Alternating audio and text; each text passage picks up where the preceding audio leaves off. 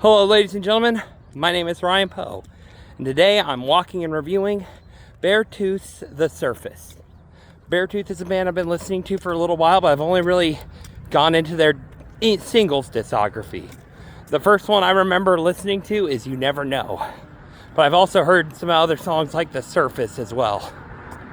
Off of this album, I know two songs, Riptide and Might Love Myself.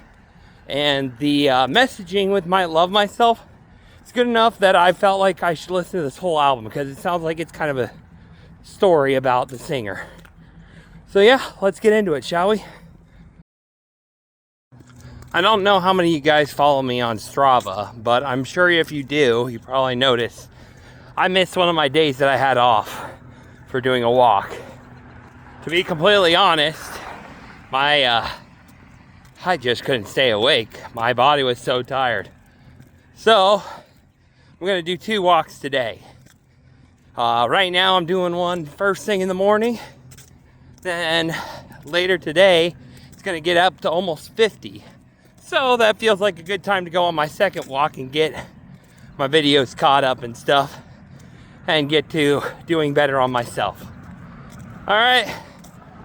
Yeah, I wish I could have just gotten through it, but I just couldn't stay awake until, really, I was just that drained. Alright, back to the music.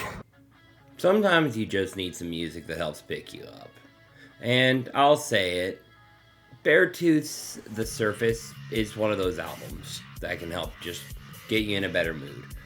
I'll talk a little bit more about the history of the album and stuff afterwards, but a lot of the music on it is very uplifting, telling the story about Caleb Shomo and stuff like that.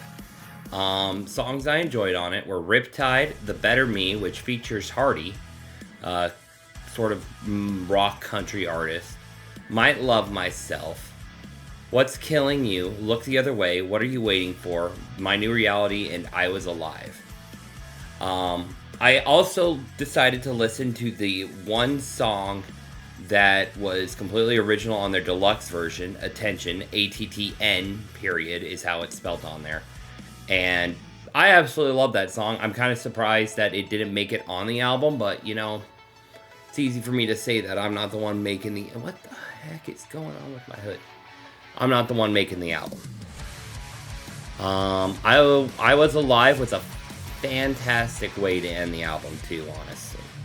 I know it doesn't get a lot of play time. It's actually, looking at it, it gets the least listens out of the entire album, but it is a great ending to an album and to a story. Yeah.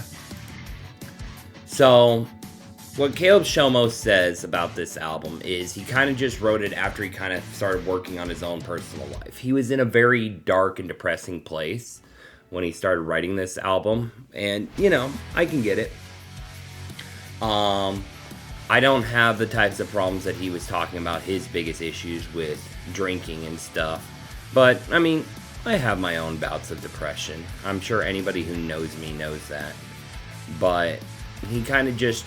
okay, I need to fix myself, kind of went and started working on himself to the point where he started, like, looking at the positive side of life. Literally on this article from this Rock Sound TV, which I will post in the description, he talks about how he faced his demons and came out looking at the brighter side of life for this. And he uses his writing of how he loves to write pop music combined with Beartooth's heavier sound to be able to make a little bit more of a unique experience. It's kind of interesting because, you know, most of the time you wouldn't like expect to hear like a rock band singing about how they need to love themselves and stuff like that. And it's pretty funny, honestly. Funny? That's a bad word for it. It's very interesting, honestly. I'm not going to go too much into this article because I don't want to, like, spoil it in case you guys want to read it. But I do know that Beartooth literally just announced on the 11th of February that they are going to be finishing recording their new album today, the 12th. So they are, it'll be very interesting to see where things go for them if they keep on writing this positive outlook vibe. I'll be interested. I mean, if they sing a little bit of heavier and darker themes, then I get it. But yeah, I'd almost say go out, read this article that I'll have posted in the description, and look at some of the lyrics. Might Love Myself is like the big song that talks about him changing his own ways. It wasn't the first single they released on the album. That would be Riptide, but it's the one that is the most clear and direct.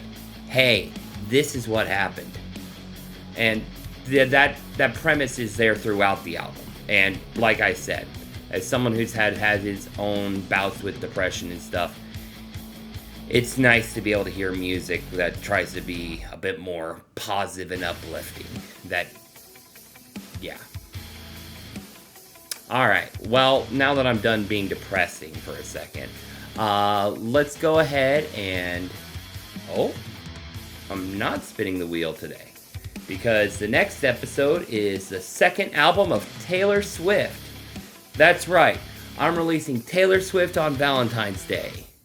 Now, why am I not doing a Pose Pics Memory Lane video on Valentine's Day? Because I don't know what I would choose anyway.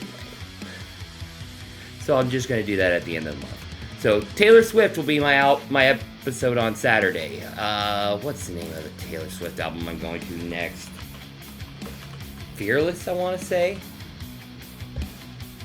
Can you tell that I just changed what I was looking at on my screen by how less brighter my face is? I could tell. Alright. So it is Fearless. Now, for that one, I'm probably going to listen to the original version. Whoa, okay, never mind. I'll just listen to the deluxe version of Fearless. Because originally I was going to do the original one and then go and listen to the deluxe version songs. But I see that they are mixed throughout the album instead of all of them being at the end of the album. So I think I'll listen to the album, just all 19 songs. I'll listen to all 19 songs and get through it. And then I can give you guys a full rundown. Yeah. All right, ladies and gentlemen, that's going to do it for this episode.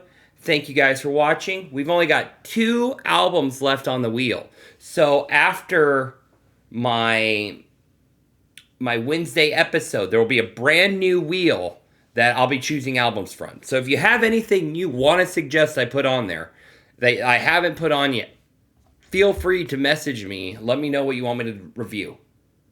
Okay? That's going to do it for today. Thank you guys for watching. Make sure to like, comment, subscribe. And yeah, thank you guys. See you on Saturday with Taylor Swift.